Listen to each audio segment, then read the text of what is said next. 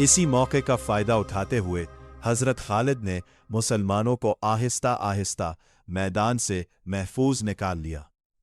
ये एक हैरत अंगेज जंगी हिकमत अमली थी। इधर मदीना में रसूलुल्लाह सल्लल्लाहु अलैहि वसल्लम अपने सहाबा को मैदान जंग की खबरें सुना रहे थे। आप सल्लल्लाहु अलैहि वसल्लम ने फरमाया, अब जैद शहीद हो गए, अब जाफर शहीद हो गए, अब अब्दुल्ला शहीद हो गए। ये सुनकर मदीने की फजा सोगवार हो गई, लेकिन आप सल्लल्लाहु अलैहि वसल्लम ने फरमाया, अब इल्म अल्लाह की तलवारों में से एक तलवार के हाथ में है। यह इशारा हजरत खालिद बिन वलीद की तरफ था। इसी दिन से उन्हें सैफुल्लाह कहा जाने लगा। अगरचे मुसलमान तादाद में बहुत कम थे, मगर उन्होंने ऐसी बहादुरी दिखाई कि दुश्मन हैरान रह गया। हजरत खालिद बिन वलीद ने सूरत हाल का बगौर जायजा लिया। वो जानते थे कि इस वक्त सबसे अहम बात मुसलमानों की जानों को बचाना है। चुनाचे उन्होंने एक निहायत हकीमाना मंसूबा बनाया। रात के वक्त उन्होंने लश्कर की तरतीब तब्दील कर दी। जो सिपाही आगे थे उन्हें पीछे कर दिया और जो पीछे थे उन्हें आगे ले आए। इसी तरह दाएं और बाएं जानिब की सफ़ें भी बदल दी गई।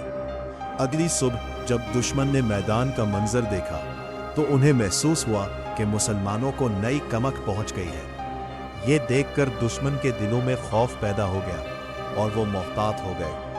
हजरत खालिद बिन वलीद ने इसी मौके से फ़ायदा उठाते हुए निहायत महारत के साथ मुसलमानों को आहिस्ता आहिस्ता मैदान जंग से निकाल लिया। इस हिकमत अमली की बदौलत मुसलमान एक बड़े नुकसान से महफूज हो गए। अगरचे इस जंग में मुसलमानों को अपने अजीम सिपा सालारों की शहादत का गम बर्दाश्त करना पड़ा, लेकिन उनकी बहादुरी और इस्तिकामत ने दुश्मन को भी हैरान कर दिया। ये जंग मुसलमानों के लिए एक अजीम मिसाल बन गई।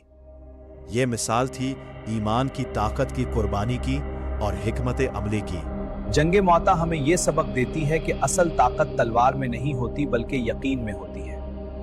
चंद हजार सच्चे इंसान भी तारीख का रुख बदल सकते हैं, और यही वजह है कि जंगे मौता की दास्तान आज भी सुनाई जाती है, क्योंकि ये सिर्फ एक जंग नहीं थी, ये ईमान की अजमत का ऐलान था।